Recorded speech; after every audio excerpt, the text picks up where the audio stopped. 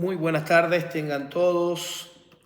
Hoy vamos a dar inicio al estudio bíblico correspondiente al día de hoy. Hemos acordado o tenemos para continuar el primer libro de Samuel. Haciendo un repaso de la clase anterior, todavía nos estábamos moviendo en el tiempo de los jueces en Israel. Estudiamos el libro de los jueces y vimos que el libro de los jueces, después de la muerte de Josué, se convirtió en un caos para Israel, que entraba una y otra vez en desobediencia a Dios. Y muchas veces encontramos en el libro de jueces y el pueblo de Israel hizo lo malo delante de los ojos de Dios. Y una y otra vez vino juicio y Dios levantaba a hombres como Gedeón, como Sansón, para que estos hombres sirvieran de jueces y pudieran traer una corrección al pueblo y que el pueblo se volviera a Dios. Y el pueblo entraba en períodos de tranquilidad, de paz, de sosiego, pero al pasar el tiempo volvían a cometer pecado con las tribus que habitaban allí en la tierra de Canaán y volvían a la idolatría y a separarse de los mandamientos de Dios y venía juicio sobre ellos. Por eso se denomina ese libro el libro de jueces, porque se levantaron varios jueces. Y en medio de esa historia, ¿verdad? Estudiamos la semana pasada el libro de Ruth la Moabita, que estuvo, que era yerna de Noemí, ¿verdad? Esposa de uno de sus hijos, que decidió acompañar a Noemí de regreso. Decíamos que es una historia en donde por causa de este conflicto o esta desobediencia que estaba viviendo el pueblo de Israel en la tierra, venía hambruna, venían días malos, y entonces un hombre llamado Elimelech, ¿verdad? Se fue con sus hijos y su esposa a la tierra de Moab buscando mayor porvenir. Pero estaba desobedeciendo, estaba caminando de espaldas a Dios y no le fue bien. Y allí en la tierra de los moabitas murió y murieron sus hijos. Y Noemí quedó con Ruth. Y Ruth volvió, obedeciendo a su suegra, a Israel, porque en Israel se vivían mejores tiempos, según escuchó Noemí. Y volvieron a Israel, y en Israel ocurrió aquel episodio de que fue rescatada por un pariente cercano. Y decíamos en el libro de Ruth, una historia muy corta pero muy hermosa, que allí estaba la simbología de lo que hizo Jesucristo en la cruz del Calvario. Él era el pariente más cercano que redimió a aquel que había quedado arruinado o perdido. En este caso, Noemí no tenía cómo heredar la tierra porque no había hombre o hijo varón en su familia. Y solo tenía a su yerna Ruth. Y Ruth no tenía esposo en Israel y era moabita y era despreciada por el pueblo de Israel. Mas sin embargo encontró gracia ante los ojos de Boaz, y Boaz vino a ser ese pariente cercano que la redimió y le devolvió el estatus a Noemí con la herencia. Y esa figura de Boaz representa ese sustituto o ese pariente cercano que viene a rescatar a aquel que lo había perdido todo. Y esa es la figura en el libro de Ruth que da la semblanza de Jesús, de lo que va a hacer Jesús por cada uno de nosotros. Entonces, estamos allí pues tratando este episodio de Ruth que todavía se desenvuelve en el tiempo de los jueces. Todavía estamos allí en ese tiempo, y en ese tiempo podemos ver la historia de Ruth hasta que vemos que al final Ruth, por lo que hace, es redimida por Boaz y viene a formar parte de la genealogía de Jesús. Es decir, Ruth y Boaz engendraron a Obed y Obed engendró a Isaí. Es decir, que Obed, el hijo de Boaz y Ruth, vino a ser el abuelo de David. Y a través de David la descendencia que nos lleva hasta Jesús. Por eso es importante seguir estudiando la historia, como lo veníamos diciendo, para poder entender de dónde viene la genealogía de Jesús y todo lo que tuvo que acontecer para que Jesús viniera a la tierra y cómo se cumplió en él todas las profecías, incluso esta que estamos estudiando en el libro de los jueces y en el libro de Ruth. Hoy nos toca, al finalizar el libro de Ruth, estudiar el primer libro de Samuel. Ya entramos en la parte de los profetas mayores. Samuel es considerado uno de los profetas mayores.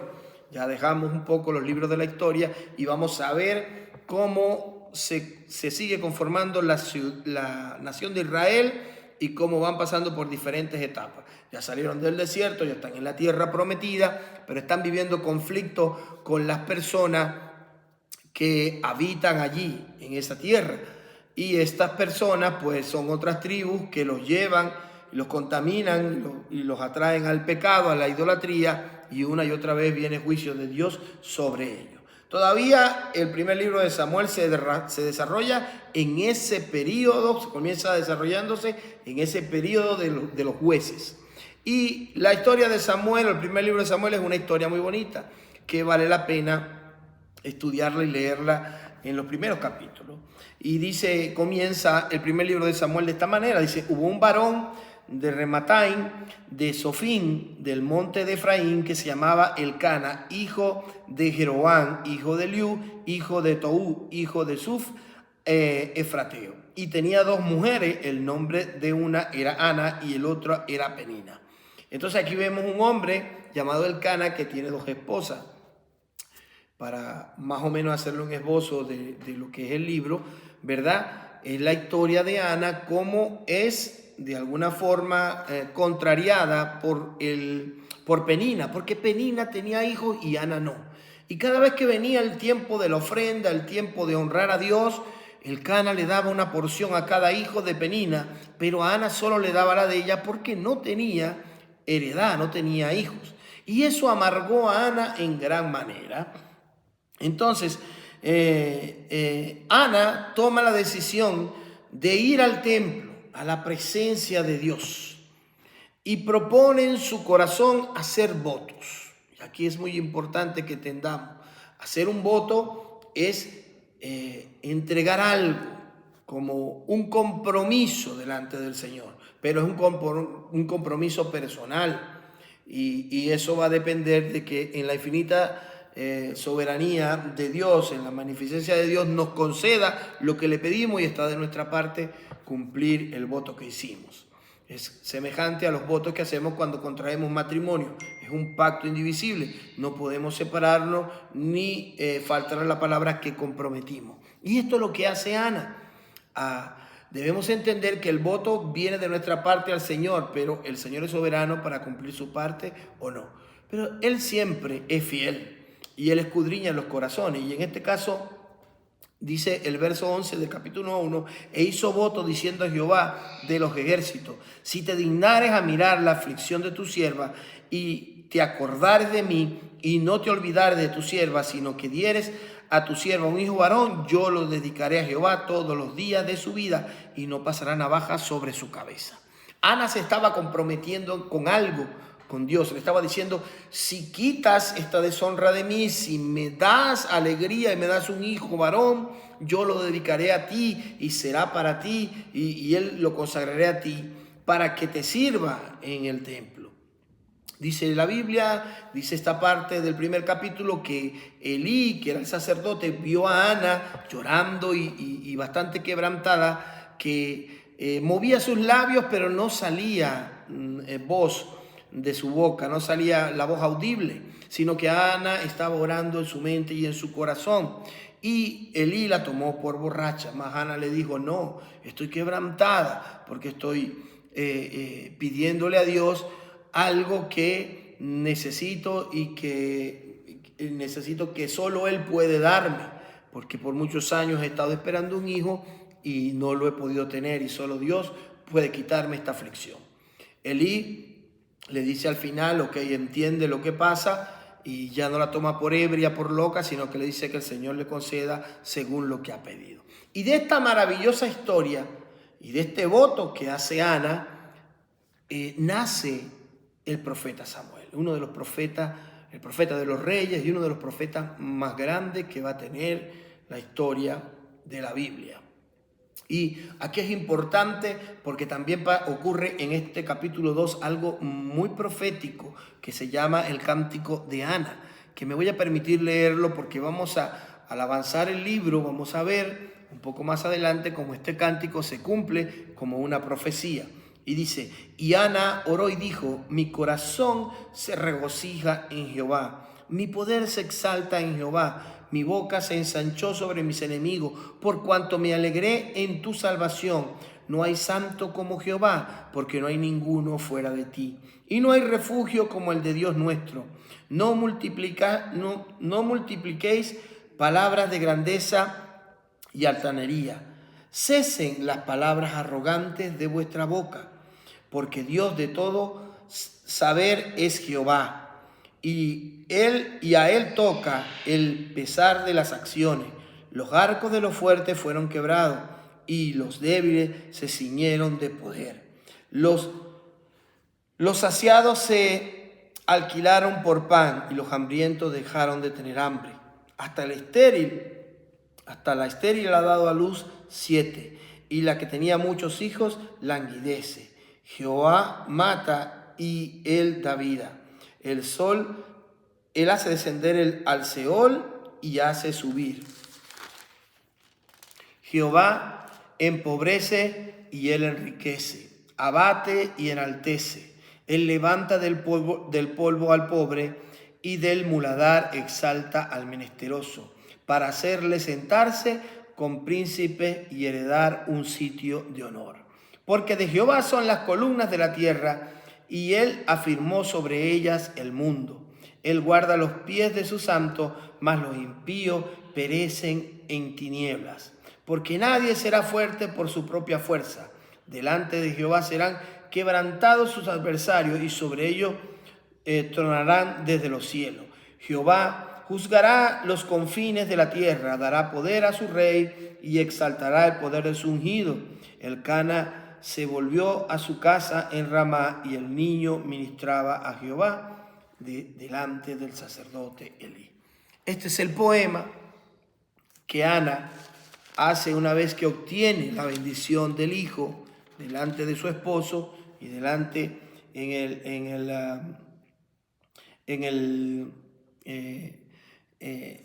el templo, ¿verdad? Delante de aquello. Pero este poema viene a ser como una profecía y más adelante lo vamos a ver cómo se desarrolla la historia. Entonces, Samuel crece y ocurre algo con los hijos de Elí, el sacerdote, que incumplen el protocolo del templo, hacen lo malo y por esto viene juicio sobre ellos, sobre los hijos del sacerdote. Y Jehová vuelve a traer juicio porque el pueblo se ha desenfrenado y levanta a Samuel y llama a Samuel para que juzgue a los hijos de Israel y funja como juez y profeta. Sin embargo, ellos empiezan a tener conflicto con los filisteos y los filisteos los atacan por primera vez y van a la batalla. El pueblo de Israel no estaba en santidad, estaba en pecado y cometiendo actos de desobediencia hacia Dios. Pero ellos piensan que todavía Dios no se ha apartado de ellos y que ellos tienen algo muy importante que los va a hacer ganar en la batalla. Y es el arca del pacto. Entonces, para enfrentar a los filisteos, colocan el arca del pacto frente a ellos y piensan que Jehová los va a destruir. Pero esto lo hicieron por sus propios medios, sin consultar a Dios. Y los filisteos pierden, les ganan en la batalla y ellos pierden el arca a mano de los filisteos. Y los filisteos cometen el error de llevar el arca al templo de su dios Dagón. Y estando allí el arca, Dios pelea y derrota a los filisteos con plagas. Y los filisteos dicen, oye, ¿qué es esto? Esta arca no es de bien para nosotros. Y la devuelven al pueblo de Israel. Entonces el pueblo de Israel le devuelven el arca y ellos dicen, aquí hay un problema. no somos nosotros, como siempre, no, nosotros no hemos hecho nada. Aquí el problema que tenemos, Samuel, es que nosotros no tenemos rey. ¿Recuerdan cómo terminó el libro de Jueces? El libro de Jueces decía, antes del libro de Ruth, y no había rey en estos días no había rey en Israel, cada uno hacía lo que bien le parecía. Y el pueblo le dice a Samuel, escógenos un rey. Necesitamos un rey que gobierne, que nos dirija, que nos meta disciplina, porque cada vez que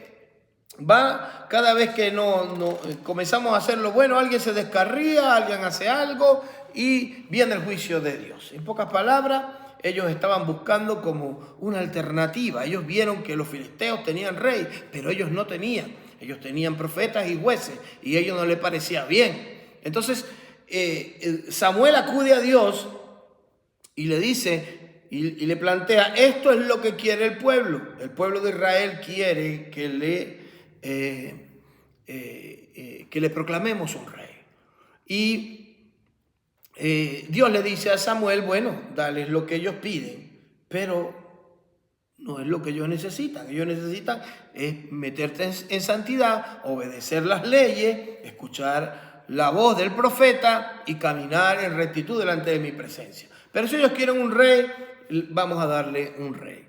Y por supuesto, este rey no proviene de parte de Dios, sino que el pueblo lo está demandando. Y Samuel va con el pueblo y lo escoge. ¿A cuáles escogen? Al que mejor parece a los ojos de los hombres o a los ojos de ellos.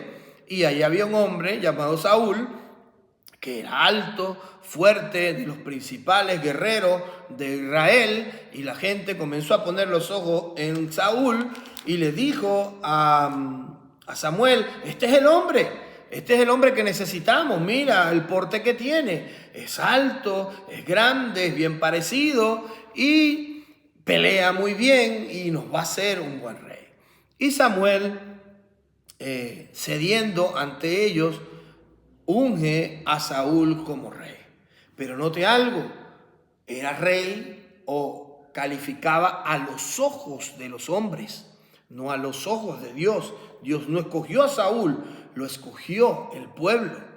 Y Samuel ciertamente unge a Saúl como rey, pero es una decisión del pueblo. Sin embargo, como profeta y obedeciendo a Dios, que le dijo, si dale un rey, unge a Saúl. Saúl al principio trata de agradar al pueblo y va a algunas batallas y tiene éxito. Saúl derrota a los amonitas y sigue haciendo campaña y sigue derrotando, pero en cada campaña y en cada batalla incumplía la dirección que Dios le daba a través de Samuel. Una y otra vez desobedecía, porque había una característica en Saúl que era arrogante, era vanidoso, era mentiroso y trataba de vanagloriarse él mismo como rey. Y no seguía las instrucciones del profeta Samuel. Y una y otra vez desagradaba a Dios la actitud altiva de Saúl. Hasta que llegó un punto que Dios le ordena por parte de Samuel que vaya y derrote a Amalek, a los amalecitas.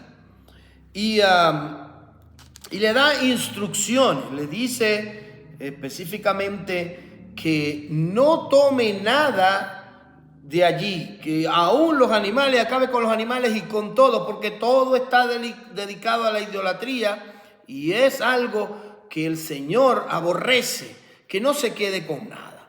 Pero esta vez Saúl vuelve a desobedecer. Y vamos a leer un poco esta parte en el capítulo 15, en donde le dice Samuel entiende lo que Samuel entiende lo que Saúl ha hecho y lo reprende. Y dice, y Jehová te envió en misión, el capítulo 15, verso 18. Y Jehová te envió en misión, esto le dice Samuel a Saúl, y dijo: ve y destruye a los pecadores de Amalek y hazles guerra hasta que los acabes. ¿Por qué pues has oído la voz de Jehová? No has oído la voz de Jehová, sino que vuelto al botín has hecho lo malo ante los ojos de Jehová. Y Saúl respondió a Samuel: antes bien he obedecido la voz de Jehová y fui a la misión que Jehová me envió, y he traído a Agag, rey de Amalek, y he destruido a los amalecitas. Mas el pueblo tomó del botín ovejas y vacas, las primicias de anatema, para ofrecer sacrificio a Jehová, tu Dios, en Gilgal. Mira cómo le dice: tu Dios, Jehová tu Dios.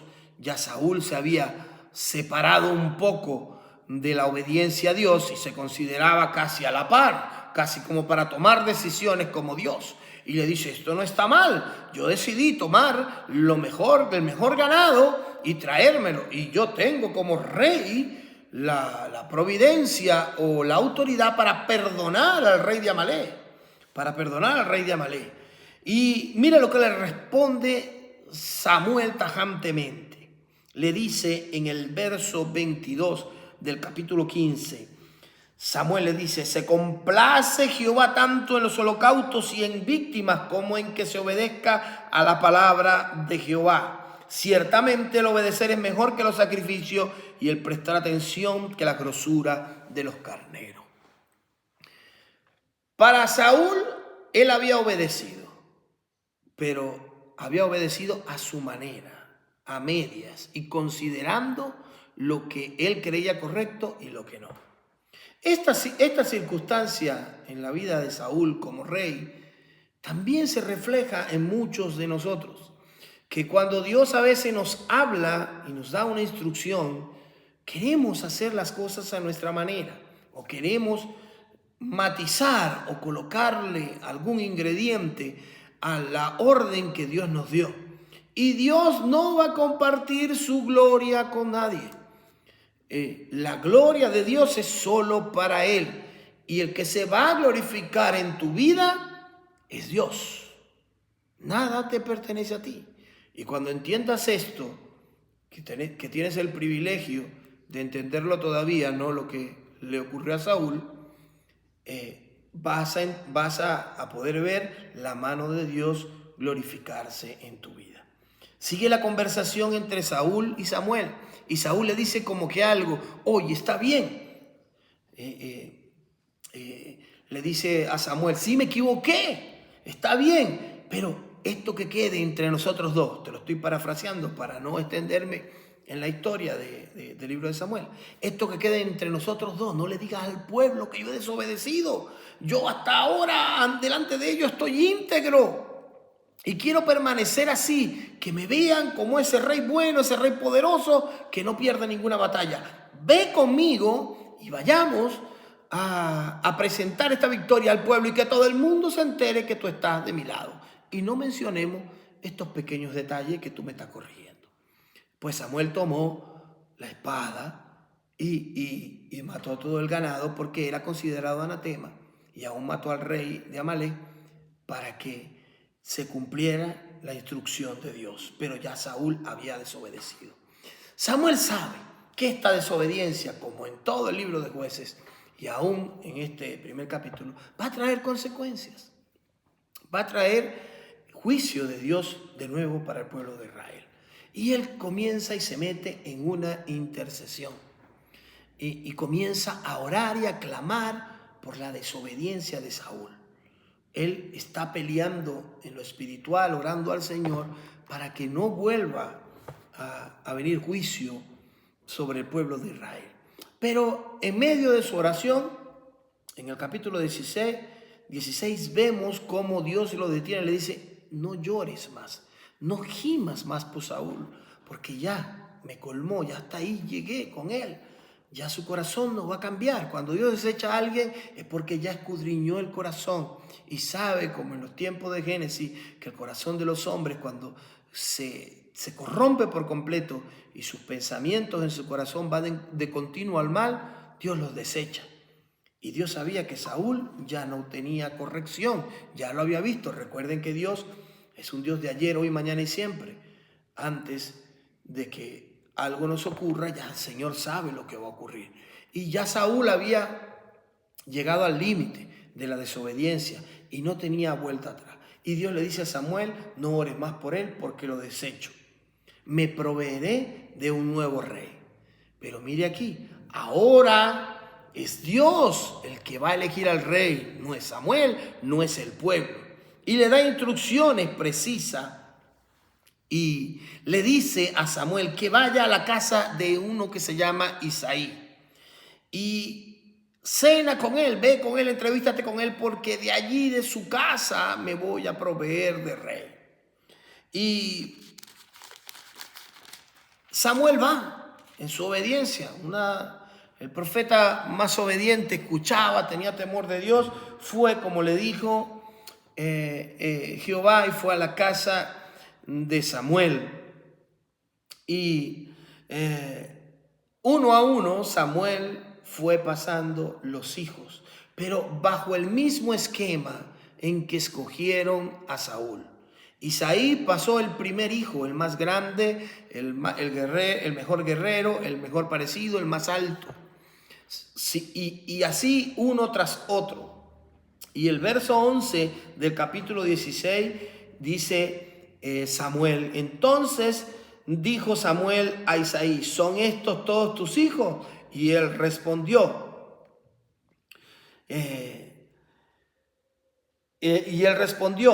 aún queda el menor que apacienta las ovejas. Y dijo Samuel a Isaí, envía por él porque no nos sentaremos a la mesa hasta que él venga.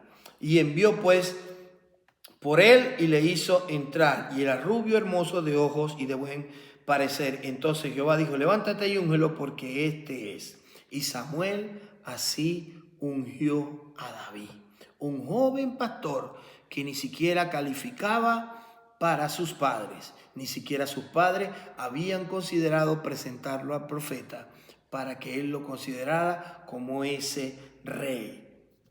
Entonces, dice en unos versículos atrás, y esto hace referencia a lo que ocurrió con Saúl, Dios le dice, o Jehová le dice a Samuel, cuál es la característica para él escoger al rey. Y le dice, al llegar a la casa de Isaí, le dice, Jehová respondió a Samuel, no mires a su parecer, ni a lo grande de su estatura, porque yo lo desecho. Porque Jehová no mira lo que mira el hombre, pues el hombre mira lo que está delante de sus ojos, pero Jehová mira el corazón. Entonces, el que calificaba, porque Jehová había escudriñado su corazón, era David. Un joven que se le confiaron unas pocas ovejas y allí pasaba en el desierto, cuidándolas en obediencia a su padre. Y aunque su padre y sus hermanos y su familia no lo veía, David era fiel y peleaba por las ovejas de su padre. Más adelante, en una entrevista que tiene con Saúl, vamos a ver que él le dijo a Saúl que viniera oso, viniera león, cualquiera que fuera que le quisiera arrebatar una de las ovejas que le había confiado a su padre, si era necesario, él lo tomaba y lo mataba para quitarle aún las ovejas de su fauce, de su boca, y entregar buenas cuentas a su padre. Era un joven disciplinado, un joven obediente y no necesitaba público, pero estaba haciendo mérito delante del que lo ve todo, y ese era Dios. Así que Samuel unge a David como rey, pero recordemos que es un joven de unos 17 años y todavía le falta por recorrer algo de camino para poder ser rey de Israel. Y así debemos entender nosotros, como en la vida de David, que en nuestra vida tenemos promesas y palabras de parte de Dios, pero no se van a cumplir en el tiempo que nosotros estimemos, sino en el tiempo perfecto de Dios. Y David, en su nivel de obediencia y en su corta edad, supo esperar su tiempo. En ese lapso de tiempo que David estaba esperando que se cumpliera la promesa de Dios, el pueblo de Israel vuelve a entrar en conflicto con los filisteos. Y los filisteos vienen a asediar al pueblo de Israel. Durante 40 días están allí asediando al pueblo de Israel. Y en ese entonces, para no perder muchos hombres en la batalla, algunos reyes tomaban una condición o una posición. Ellos elegían al mejor de sus paladines o guerreros y lo ponían al frente de la batalla. Y le decían al otro ejército: trae al mejor de los tuyos y vamos a enfrentarlo. Esto es una práctica que también años después la practicaron los griegos, por las referencias también de estas historias, que para no enfrentarse los dos ejércitos, ellos hacían un pacto de caballeros y enfrentaban solo los dos mejores paladines, uno de un ejército y uno del otro. Y el que venciere ya se consideraba vencedor y el otro ejército derrotado. Entonces los filisteos sacan al mejor paladín, uno llamado Goliat. Dice la Biblia que tiene más de 2 metros, es imponente. Su lanza pesa unos 5 o 7 kilos. Es algo desproporcionado para cualquier hombre poder tomar la lanza, su escudo, su espada, porque era un hombre muy grande, de muy grandes dimensiones. Y este hombre se para frente al pueblo de Israel, comienza a retarlo, pero nadie lo quiere enfrentar, ni siquiera Saúl. En el fondo de su corazón, Saúl sabía que había desobedecido a Dios y que el respaldo de Dios no estaba con él, porque él confiaba en sus propias fuerzas. Y el que era elegido, porque era rey y era el candidato, el más idóneo para enfrentar a Goliat, era Saúl. Pero Saúl no lo quería enfrentar porque tenía temor. Y esto es una relación muy importante. Cuando el temor ataca nuestra vida, muy probablemente estemos desobedeciendo a Dios, porque en el amor de Dios, dice la Biblia, no hay temor, sino que el perfecto amor echa fuera todo temor. Y Saúl sabía esto, que él había desobedecido a Dios y Dios se había apartado de él. Así que él no fue a enfrentar al gigante. Y por mucho tiempo el gigante por 40 días estuvo vociferando allí delante del pueblo de Israel y retándolo, y nadie salía a enfrentarlo. Un día el joven pastor David, su padre lo envía a llevar comida, su madre y su padre lo envía a llevar comida a sus hermanos que están allá al frente de la batalla, porque eran guerreros. Recuerden que todos fueron pasados delante de Samuel porque eran buenos guerreros y bien parecidos y altos. Y aquel joven va a llevarle vianda, va a llevarle comida a sus hermanos y ve lo que está ocurriendo, que hay un gigante que vocifera, que hay un gigante que insulta al pueblo de Israel, y se llena de celo y dice: ¿cómo es esto? Que este hombre se atreve a decir estas cosas y a insultar al pueblo de Israel y a sus escuadrones, a su ejército. Y le pregunta: ¿qué le darán al que venciera ese gigante? No, el rey tiene algo preparado y aún su hija le dará por esposa. Y comienza a hablar allí, y sus hermanos le entra celo y le dice: este joven, ¿qué vienes a hacer aquí con esta intriga? Quédate tranquilo, conocemos cómo eres tú. Y le entra ya un poco de celos porque había sido ungido como rey y ahora hacía estas cosas y tomaba esa posición de valentía delante del ejército. Y entonces se reúne con Saúl y le dice que él va a enfrentar al gigante. Y Saúl, aunque no le cree, dice: bueno, si tú dices que Dios está con él, si Dios está contigo, pues yo te dejaré ir a enfrentar al gigante, pero tú sabrás a lo que te enfrentas. Para Saúl era mejor que nada, era mejor que él enfrentarlo y morir. Entonces decide que David vaya y lo enfrente. Y David se prepara. Dice la Biblia que va, toma su honda, toma 5 piedras lisas, preparadas, que él ya sabía cómo usarla porque se había defendido mucho con ellas en el desierto. Las toma del arroyo y va a enfrentar al gigante. Y acontece algo que es digno de decir. Dice la Biblia que David le dijo que quién era él para insultar a los escuadrones del Dios de Israel. Hoy Jehová te entregará en mi mano. Dice el verso 46 del capítulo 17 que David le dijo: Jehová te entregará hoy en mi mano y yo te venceré y te cortaré la cabeza y daré hoy los cuerpos de los filisteos a las aves del cielo y a las bestias de la tierra, y toda la tierra sabrá que hay Dios en Israel. A diferencia de Saúl, que iba con arrogancia a la batalla, David colocó a Dios en primer lugar y enfrentó al gigante en el nombre de Jesús y lo venció. Y como lo dijo, Jehová lo entregó en su mano, y ese día el pueblo de Israel venció al ejército filisteo. Y aquí recuerden el poema que dio Ana al principio, que decía que el arrogante y el altivo iba a ser humillado, mas el pobre y humilde iba a ser exaltado. Aquí vemos cómo se cumple este poema en este episodio. Los arrogantes, los altivos, los que se enaltecen a sí mismos eran Saúl y Goliat. Y tanto Saúl quedó mal ante los ojos del pueblo, como Goliat fue derrotado por aquel humilde pastorcito joven de 17 años, al cual el Señor seguiría exaltando y lo llevaría a ser rey de todo Israel. Así que viene Saúl, no le queda otra opción que tomar a ese joven como general, como uno de los principales, y lo coloca como principal, uno de los principales en el ejército.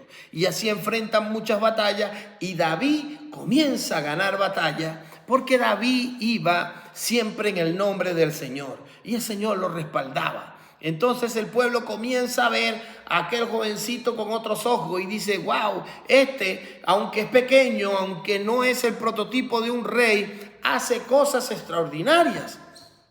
Y aún vence más ejércitos que el propio Saúl. Y Saúl comienza a tener celos de David. Y comienza a ver un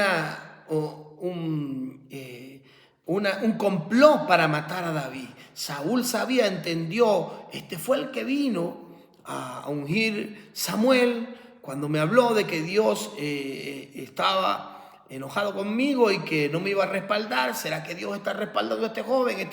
El que me va a quitar el título de rey. Comienza a conspirar para matar a David. Y hay un episodio en donde David se hizo muy amigo del hijo de Saúl, Jonatán, y lo libra del complot que había para matarlo.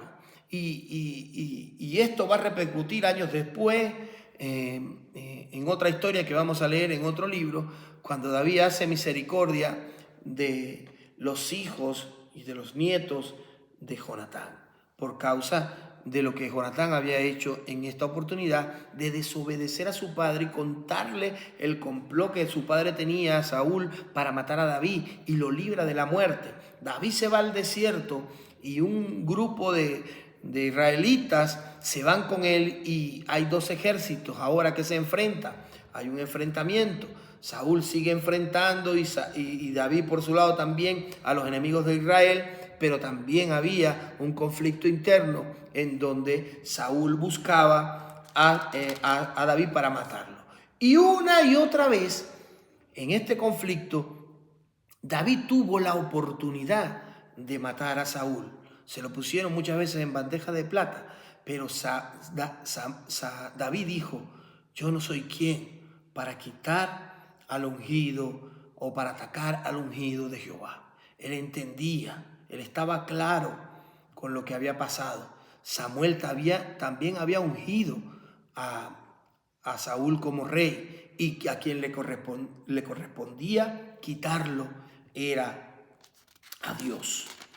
Y David sigue huyendo, sigue con su ejército, pero no deja en la periferia de la nación de Israel de defender al pueblo de Israel. Y sus acciones y sus batallas fueron tomando fama. Y cada vez Saúl se sentía más amenazado. Pero David habitaba en el desierto y el desierto era como su morada, su trono, su castillo, y Saúl habitaba en la ciudad, pero este celo no se pasaba en Saúl, y vemos allí como en muchas ocasiones tratan de entrar en conflicto y se siguen ocurriendo acontecimientos y complots para matar a David, pero de todo Dios los libró, y vemos cómo en una oportunidad David estuvo en una cueva, ¿verdad? Y Saúl huyendo entró a esa cueva, y David pudo haber solucionado allí todo y vencer, matar a Saúl, pero no lo hizo. Lo dejó ir nuevamente y siguió venciendo en batalla, pero Saúl iba perdiendo también algunas batallas que libraba, y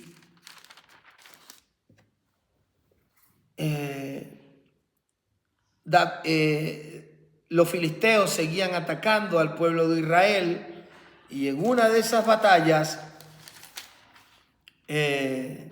los filisteos matan a Saúl. O digamos que pierde la batalla Saúl y cae en derrota, dice, y él mismo se quita la vida. Vamos a leer esa parte. Dice el verso 31, y siguiendo los filisteos a Saúl y a sus hijos, mataron a Jonatán, al amigo de David, en Abinadab, y al Malquisúa, hijo de Saúl. Y arreció la batalla contra Saúl, y le alcanzaron los flecheros, y tuvo gran temor de ellos. Entonces dijo Saúl a su escudero: saca tu espada y traspásame con ella, para que no vengan estos incircuncisos y me traspasen y me escarnezca. Mas su escudero no quería, porque tenía gran temor. Entonces tomó Saúl su propia espada y se echó sobre ella. Y viendo su escudero a Saúl muerto, él también se echó sobre su espada y murió con él. Así murió Saúl en aquel día, juntamente con sus 3 hijos y su escudero y todos sus varones. Y el libro de Samuel termina con la muerte de Saúl a manos de su propia espada, y derrotado por los filisteos, y los filisteos mataron a los hijos de Saúl. Y así el rey que desobedecía a Dios, el rey que actuaba por su cuenta, termina su reinado y perdiendo una de las batallas contra los filisteos. Y en el próximo libro vamos a ver cómo David no se alegra, sino que se conmueve por este acontecimiento, pero también vamos a ver cómo David toma en el segundo libro de Samuel el liderato del pueblo de Israel y comienza a ejercer como rey. Entonces, con la muerte de Saúl termina el primer libro de Samuel. Y en estos acontecimientos vemos cómo Dios unge a David, el prototipo del Salvador Jesucristo. Dijimos que en todos los libros aparece Jesucristo reflejado. Y aquí en la escogencia de David y cuando es ungido como rey, se asemeja mucho cuando Jesús va al Jordán y es bautizado por Juan. Y ahí comienza su ministerio. Cuando Samuel va a casa de Isaí y unge con aceite el cuerno, con aceite a David, está comenzando la historia de David como rey. Y aunque pasa un tiempo y aunque hay muchos conflictos, ya David va a ser formado para tomar la dirección del pueblo de Israel como rey. De igual manera, Jesucristo, a través de su ministerio, su sacrificio en la cruz, viene a tomar esa posición de Rey de Reyes y Señor de Señores, porque vence en lo espiritual, ya no en una batalla física como David, pero sí en lo espiritual a los enemigos del pueblo de Israel, y esto es a Satanás y a sus huestes de maldad. Por eso decimos que David aquí en este libro viene a ser el prototipo de Jesús. Y de hecho, de su reinado, de la herencia de su reinado, de la descendencia de su reinado, de sus hijos, iba a venir Jesucristo, de esa genealogía de David. Ya veíamos cómo en cada libro uno se iba sumando a la genealogía, hasta Ruth y Boz se sumaron en la genealogía, y ahora David comienza esa etapa y la promesa de que de ese rey nacería el Mesías. Vamos a ver entonces la próxima semana en el segundo libro de Samuel cómo se consolida ahora David como rey, también algunos acontecimientos en la vida de David que lo llevaron también a tropezar. Pero como Dios escudriñaba el corazón de David, sabía que el corazón de David todavía podía ser transformado y cambiado. Y vamos a ver eso, lo vamos a ver en el segundo libro de Samuel la próxima semana. Bueno, sin más que decirle, el Señor me los bendiga. Nos vemos la próxima semana para estudiar el segundo libro de Samuel y comenzar, como les dije, con estos grandes, de los profetas mayores. Ya estamos tocando la Biblia con los profetas mayores y el primero de ellos fue Samuel.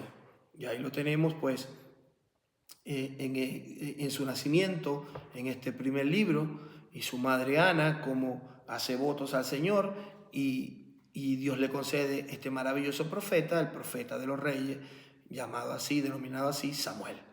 Veremos entonces la próxima semana el segundo libro del profeta Samuel. Dios me los bendiga y los guarde, y espero que este esbozo, recuerde que estoy haciendo